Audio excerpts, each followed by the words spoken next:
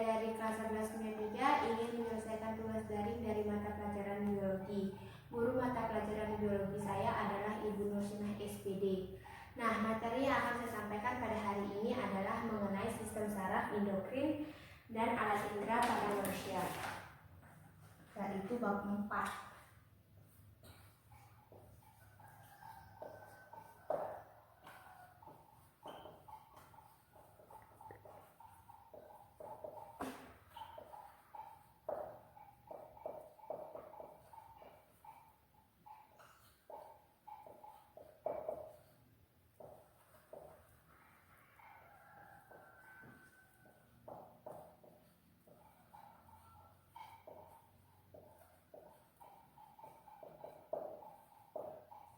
Nah, materi yang akan saya bahas kali ini adalah sistem saraf.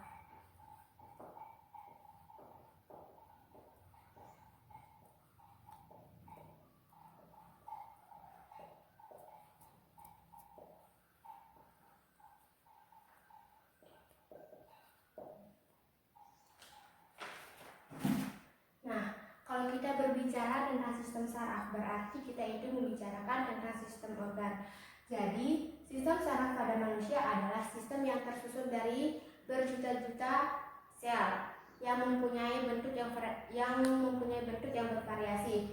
Sistem saraf pada manusia juga tidak tersusun dari sel saja, tapi sistem saraf pada manusia juga dapat menerima berjuta-juta informasi dari berbagai organ sehingga memberikan sebuah respon. Untuk berespon atau untuk beraksi, tubuh kita memerlukan 3 poin, yaitu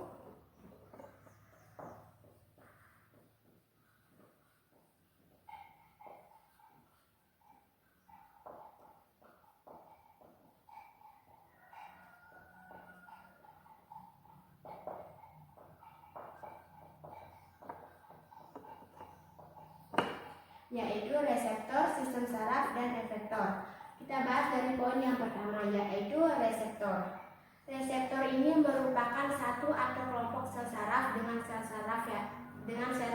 saraf lainnya yang berfungsi untuk merangsang tubuh dari stimulus. Sedangkan sistem saraf ini berfungsi untuk menerima, mengolah, dan meneruskan sel saraf ke efektor. Nah, sistem saraf pada manusia juga memiliki struktur sel saraf. Lanjut ke poin 1.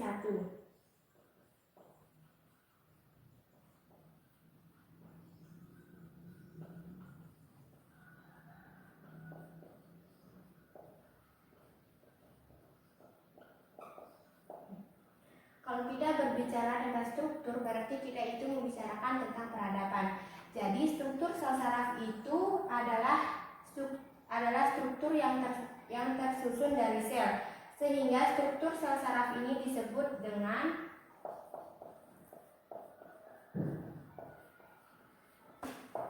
neurit. Struktur sel saraf ini terdiri dari 3 struktur, yaitu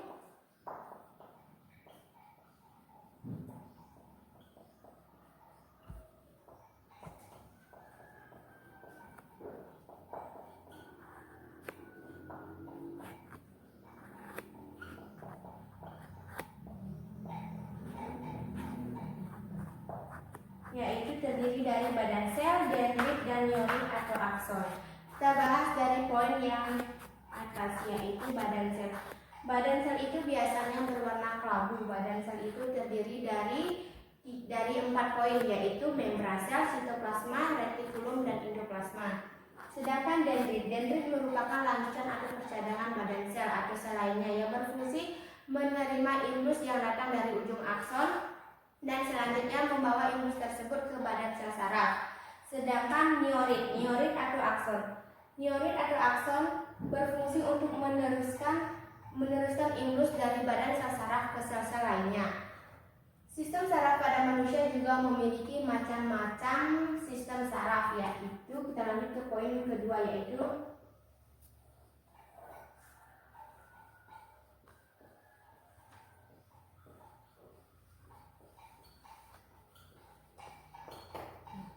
kalau kita berbicara tentang macam-macam, berarti kita berbicara tentang jenis-jenis. Macam-macam sel saraf terdiri dari 3 macam sel saraf, yaitu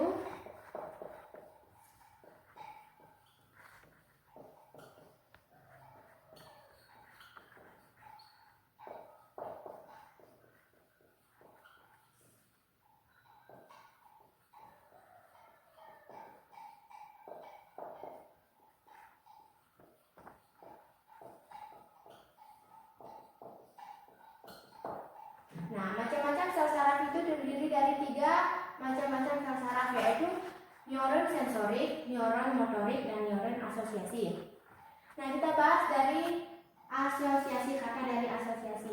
Kata dari sensorik, Kata dari sensorik itu adalah sensorik merupakan sel atau organ yang mengenai rangsangan dari stimulus. Fungsi dari neuron sensorik itu adalah menghantarkan impuls dari reseptor ke pusat susunan saraf. Sedangkan kata motorik itu adalah kata yang menggambarkan perilaku gerak pada tubuh manusia. Fungsi dari neuron motorik itu adalah menghantarkan impuls motorik dari pusat susunan sel saraf ke efektor. Sedangkan asosiasi itu merupakan suatu hubungan kebersamaan dengan beberapa individu yang memiliki ikat. Jadi neuron sensorik itu berfungsi untuk menghubungkan antara neuron motorik dan neuron sensorik. Nah, sekarang kita lanjut ke poin ketiga.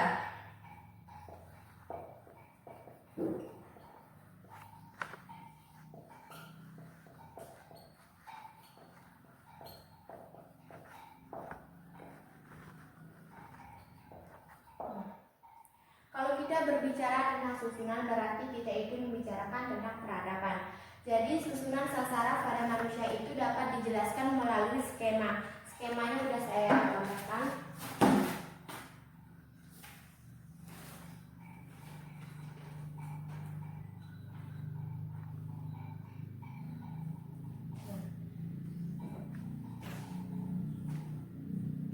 Ini adalah skema susunan sistem saraf manusia. Kita berawal dari sistem saraf. Sistem saraf itu terdiri dari dua sistem, yaitu sistem saraf sadar dan sistem saraf tak sadar. Nah, sekarang kita bahas dari poin yang pertama, yaitu sistem saraf sadar. Sistem saraf sadar itu terdiri dari dua sistem, yaitu sistem saraf pusat dan sistem saraf tepi. Sistem saraf pusat itu terdiri dari otak dan sumsum. Otak terdiri dari otak besar, otak tengah, dan otak kecil. Sedangkan sumsum itu terdiri dari sumsum lanjutan dan sumsum tulang belakang. Sekarang lanjut ke poin kedua, yaitu sistem saraf tepi. Maksudnya sistem saraf tepi adalah sistem yang menyampaikan informasi dari pengatur tubuh. Jadi sistem saraf tepi terdiri dari 12 pasang serabut saraf otak atau saraf kranial dan 31 pasang sumsum tulang belakang atau saraf spinal. Nah, sekarang kita bahas poin yang kedua, yaitu sistem saraf tak sadar atau otonom. Sistem saraf sadar atau otonom itu merupakan sistem yang mengendalikan gerak organ-organ. Jadi sistem saraf tak sadar atau otonom itu terdiri dari dua sistem, yaitu sistem saraf simpatis dan sistem parasimpatis. Maksudnya sistem saraf simpatis itu adalah sistem yang terpangkal dari sumsum tulang belakang. Fungsi dari sistem saraf simpatis itu adalah mempercepat cara kerja organ-organ. Sedangkan sistem saraf parasimpatis itu adalah sistem yang tersusun dari pangkal sumsum belakang. Fungsi dari sistem saraf parasimpatis itu adalah memperlambat cara kerja organ-organ. Ini yang dimaksud dengan skema susunan sistem saraf pada manusia. Bisa dijelaskan melalui skema. Skemanya seperti kayak gini ya. Nah, sekarang kita lanjut ke poin keempat, yaitu mekanis gerak.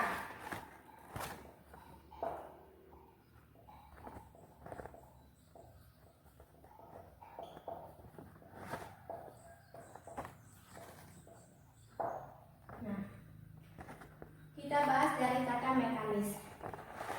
Kata mekanis merupakan kata yang menggambarkan gerak mekanis dengan gerak setempat. Jadi mekanisme gerak itu terdiri dari dua gerak, yaitu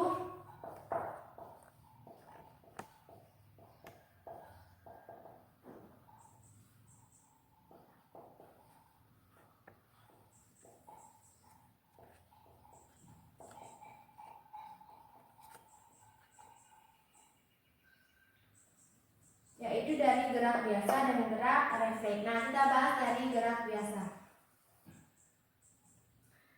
Gerak biasa adalah gerakan yang terjadi karena proses yang disadari. Pada gerak biasa, impuls dari indera yang diterima oleh saraf sensorik langsung langsung disampaikan ke otak sehingga terjadi gerak. Nah, gerak biasa itu dapat digambarkan seperti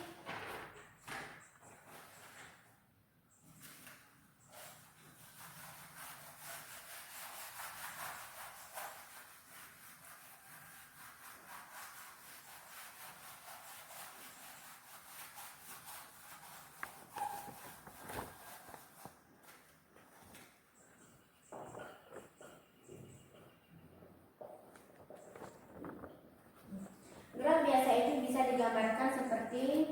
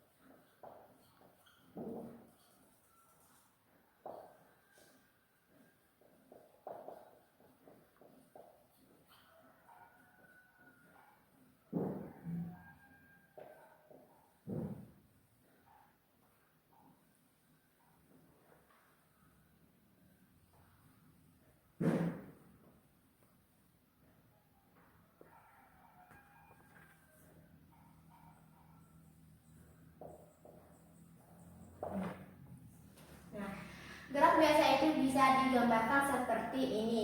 Dari rangsangan melanjutkan lagi ke reseptor. Dari reseptor ini melanjutkan lagi ke neuron sensorik. Dari neuron sensorik ini melanjutkan lagi ke otak. Setelah dari otak melanjutkan lagi ke neuron motorik. Setelah dari neuron motorik melanjutkan lagi ke efektor sehingga terciptakan sebuah gerak. Nah, sekarang kita lanjut ke poin kedua, yaitu gerak refleks.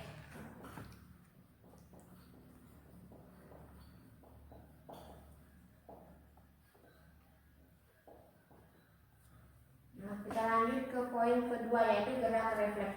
Gerak refleks itu adalah gerak yang spontan yang tidak melibatkan kerja otak. Jadi gerak biasa itu juga bisa digambarkan seperti ini, tapi perbedaannya itu dari sini.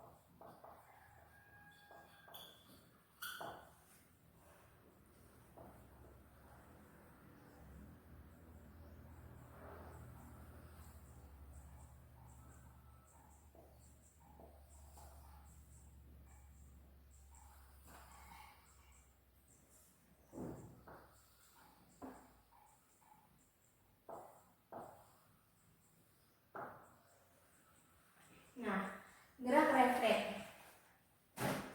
Gerak refleks itu juga bisa digambarkan melalui gerak refleks seperti ini. Dari rangsangan, setelah dari rangsangan merespon kembali ke neuron sensorik. Setelah dari neuron sensorik melanjutkan lagi ke konektor atau dari sumsum tulang belakang dan otak. Setelah dari konektor melanjutkan lagi ke neuron motorik. Setelah itu melanjutkan lagi ke efektor. Nah, seperti ini yang dimaksud dengan gerak biasa dan gerak refleks. Nah, sekarang kita lanjut ke poin ke B, yaitu ke sistem endokrin.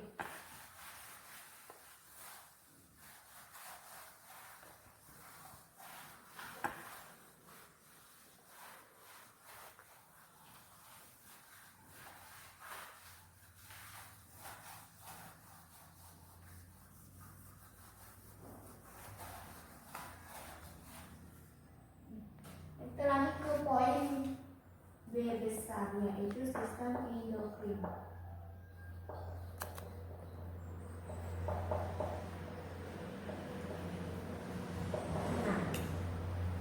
kalau kita bahas dari kata N, berarti itu artinya di luar. Jadi, sistem endokrin ini disebut dengan sistem buntu.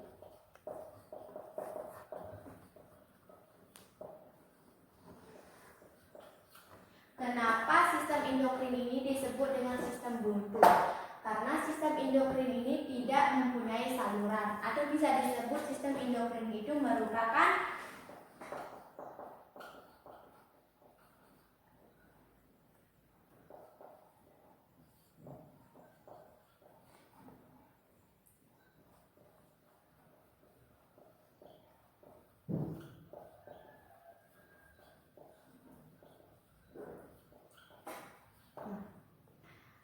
sistem endokrin ini bisa disebut dengan sistem kontrol kelenjar tanpa saluran. Nah, hormon merupakan zat kimia yang dihasilkan oleh kelenjar endokrin atau kelenjar buntu. Kelenjar endokrin disebut dengan kelenjar buntu karena tidak mempunyai saluran. Hormon yang dihasilkan langsung di bawah oleh darah untuk diedarkan ke seluruh tubuh. Hormon berfungsi untuk mengatur untuk mengatur pertumbuhan, metabolisme tubuh dan reproduksi dan tingkah laku. Kelenjar endokrin yang terdapat pada manusia adalah 5 kelenjar yang terdapat pada manusia adalah 1.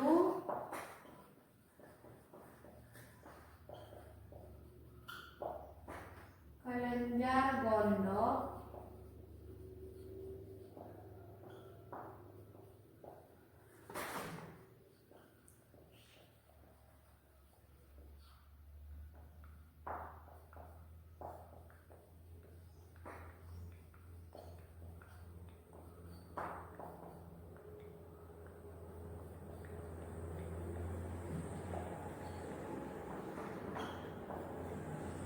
5 kelenjar hipofisis. Kita bahas dari kelenjar gondok ya. Kelenjar gondok menghasilkan hormon tiroksin yang berfungsi mengatur kecepatan metabolisme tubuh. Jadi kelenjar gondok ini berfungsi untuk mengatur kecepatan tubuh atau mengatur metabolisme tubuh. Sedangkan kelenjar anak gondok menghasilkan hormon kortison. Hormon ini berfungsi mengubah glukosa menjadi glikogen. Berarti kelenjar anak gondok ini dapat mengubah glukosa menjadi glukosen. Nah, sekarang kita lanjut ke kelenjar kacangan. Kelenjar kacangan dapat menyebabkan kelainan berupa kretinisme. Berarti kelenjar kacangan ini dapat mengubah kelainan berupa kretinisme. Nah, sekarang kita lanjut ke kelenjar kelamin. Kelenjar kelamin menghasilkan hormon testosteron. Berarti kelenjar kelamin ini menghasilkan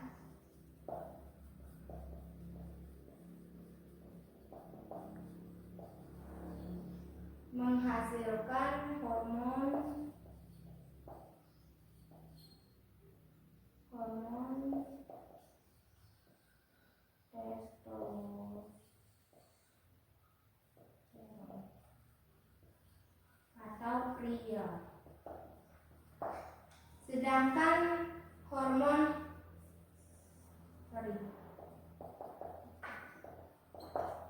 Sedangkan hormon hipofisis menghasilkan hormon TSH.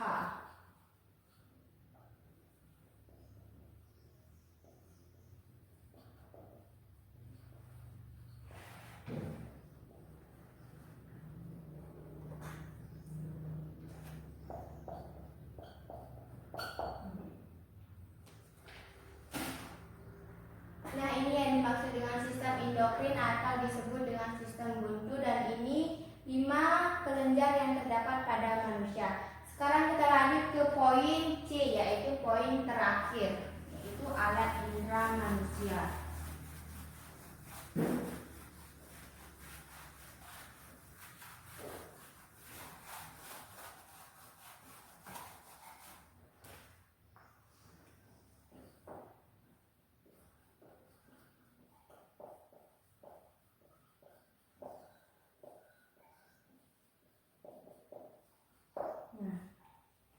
Kalau kita berbicara tentang alat indera, berarti kita juga membicarakan tentang alat atau sistem organ ya. Nah, pada manusia pasti terdapat 5 sistem indera, yaitu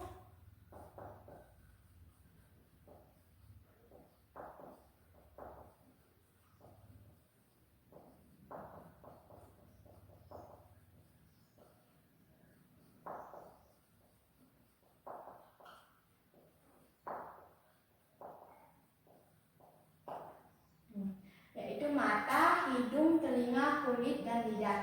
Nah, kita bahas dari poin yang pertama, yaitu mata. Kalau mata itu, seperti kita ketahui, kalau mata itu fungsinya untuk melihat ya.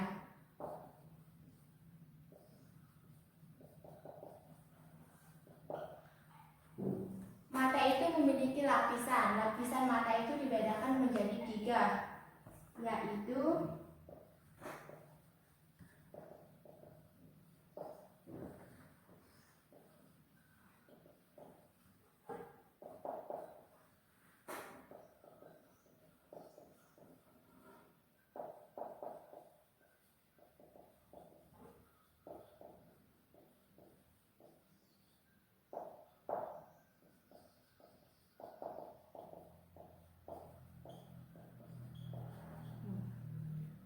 tiga lapisan mata, yaitu lapisan luar, lapisan tengah, dan lapisan dalam.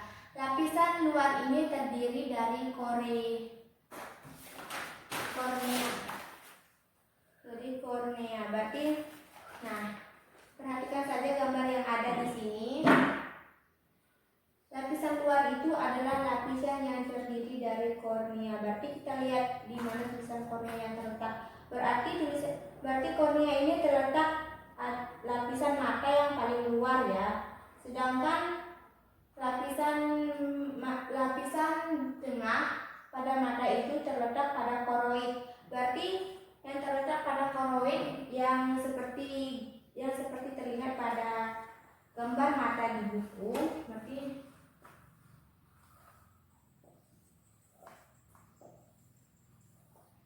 yang garis kedua ini adalah lapisan tengah, yaitu koroid. Sedangkan lapisan dalam itu terletak pada retina, yaitu kalau retina itu adalah tempat lapisan mata yang paling dalam atau yang paling dekat dengan bola mata ya, disebut dengan retina.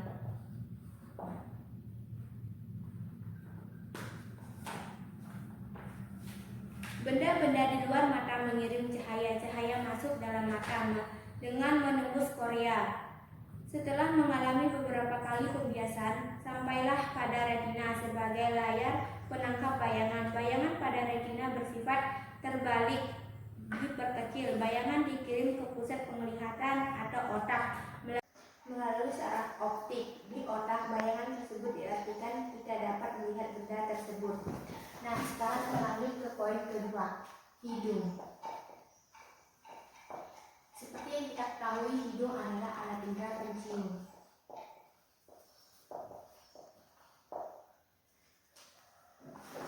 Selain sebagai alat respirasi, hidung juga merupakan organ sensorik yang dapat menangkap rangsangan kimia. Di udara, rangsangan kimia yang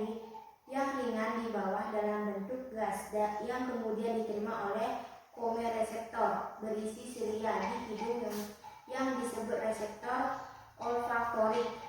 Silia tersebut diminyaki oleh lapisan lendir. Pada lapisan membran silia terdapat enzim yang akan memetabolis proses perubahan sinyal kimia menjadi impuls saraf sehingga menciptakan sebuah potensi aktif. Impuls saraf yang dihasilkan akan dikirim ke bagian otak, yaitu saraf karnial olfaktorik. Nah, sekarang kita lanjut ke poin ketiga, yaitu telinga. Seperti yang kita ketahui, telinga adalah sebagai alat pendengar.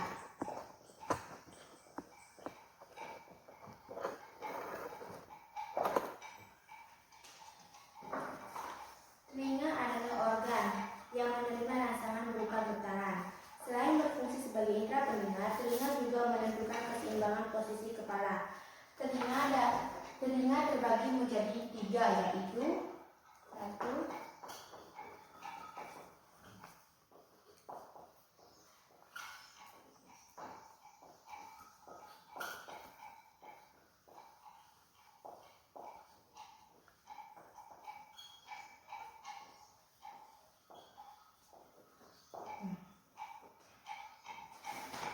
Telinga luar. Kita bahas dari poin yang di atasnya, yaitu telinga luar. Telinga luar adalah telinga yang dapat mendengar getaran dari luar.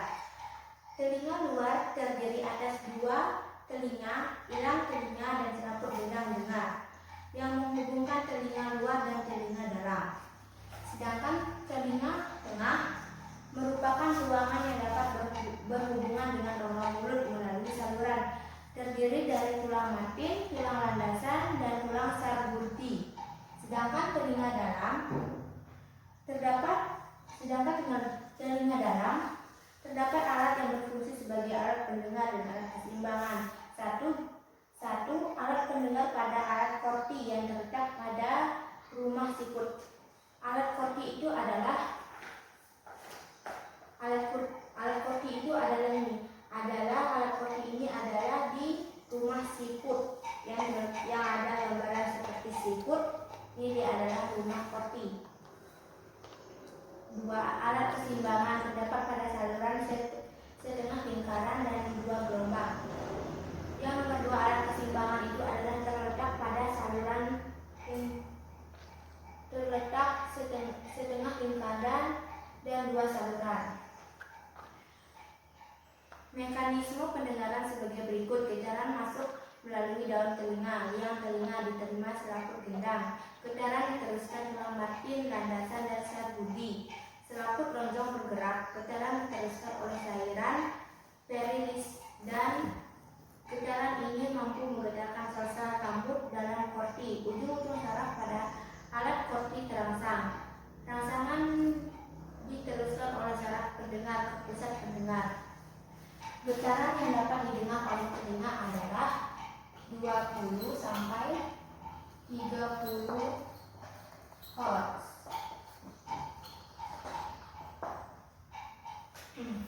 Nah, sekarang kita lanjut ke poin 4, yaitu kulit. Seperti yang kita ketahui, kulit adalah alat indera yang paling luas. Dan kulit ini juga pertama kali yang mendapatkan informasi dari lingkungan. Jadi, kulit merupakan reseptor tubuh yang paling luas dan yang pertama menerima informasi dari lingkungan. Di dalam kulit tersimpan banyak sekali reseptor mekanis, sehingga kita dapat merasakan dingin, panas, tekanan, hingga rasa sakit. Di bawah kulit setidaknya ada 5 jenis sel reseptor yang menerima informasi berbeda, yaitu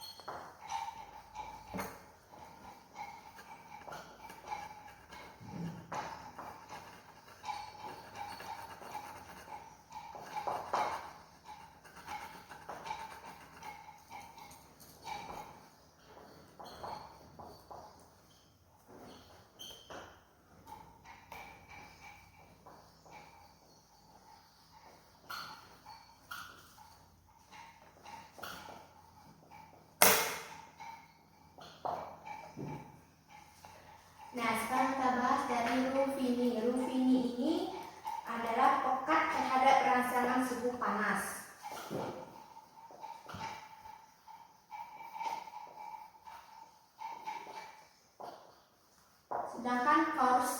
Sedangkan Corus pekat terhadap rangsangan suhu dingin.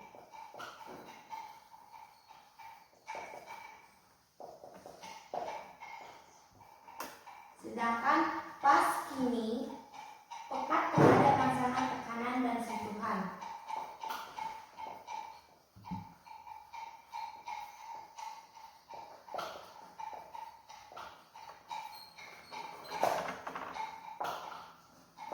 Sedangkan Meissner pekat terhadap rangsangan tekanan dan sentuhan. Berarti Pasquini dan Meissner ini sama ya. Sedangkan ujung saraf bebas pekat terhadap rangsangan ringan dan merasakan rasa sakit.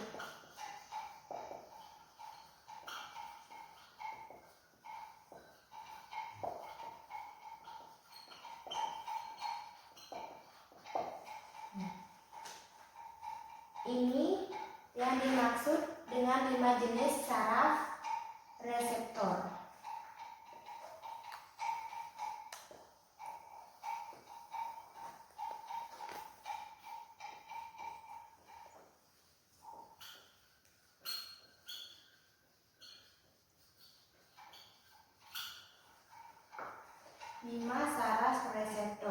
Nah, sekarang kita lanjut ke poin terakhir, yaitu lidah.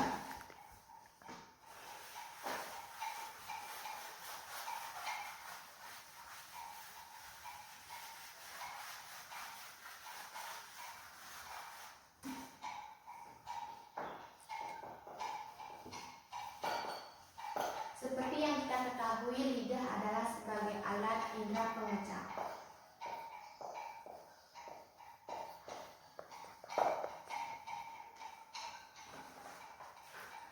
Lidah merupakan bagian dari reseptor kimia tubuh lainnya. Organ yang menerima rangsangan ini adalah ujung pengecap yang berada di lidah. Pada manusia, ujung saraf pengecap berlokasi di kucuk-kucuk pengecap pada lidah atau papila lidah. Macam papilidah yaitu filiformi atau papila benang, papila jamur, dan papila melingkar. Setiap sensasi rasa yang diberikan akan diterima oleh reseptor di dalam ujung pengecap yang akan membuat perbedaan potensial sehingga impuls saraf dapat dialirkan ke sistem saraf pusat. Bagian otak yang menerima rangsangan ini adalah saraf karnial 7 atau fasial dan saraf karnial 11 atau glosopharyngeal. Di bab 4 ini sistem saraf endokrin dan alat indera ini juga terdapat gangguan dan penyakit pada sistem saraf, sistem endokrin dan alat indera.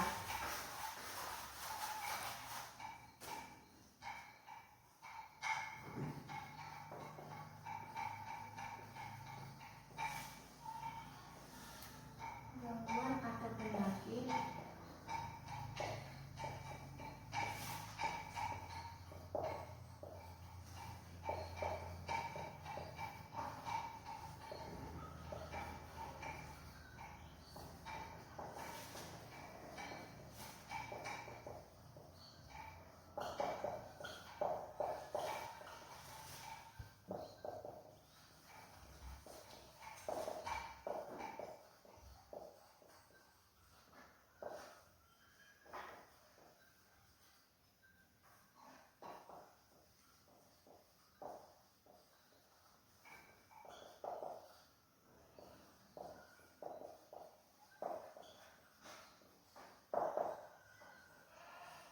yaitu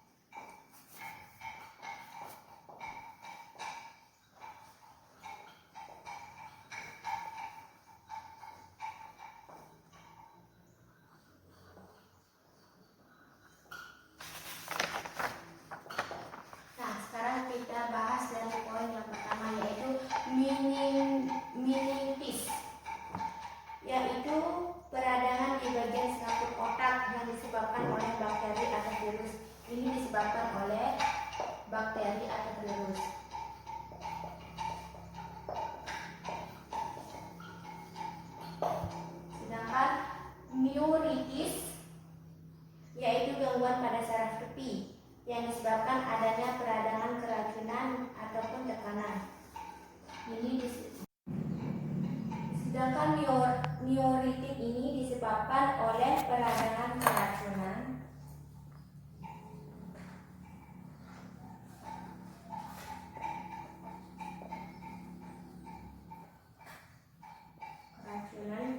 atau tekanan.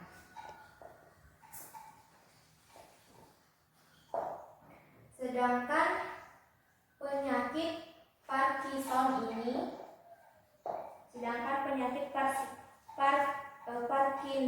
merupakan penyakit kemunduran otak akibat kerusakan bagian otak yang mengendalikan gerakan otak.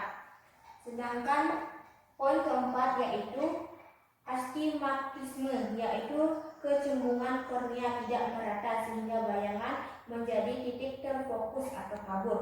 Sedangkan tuli saraf, yaitu tuli yang disebabkan adanya kerusakan saraf auditori, yaitu saraf pendengaran. Nah, sampai di sini pembahasan dari mata pelajaran biologi yang berjudul bab 4 sistem saraf, endofrin dan alat indera pada manusia. Sampai di sini penjelasannya. Sekian dari saya ucapkan terima kasih, selamat siang.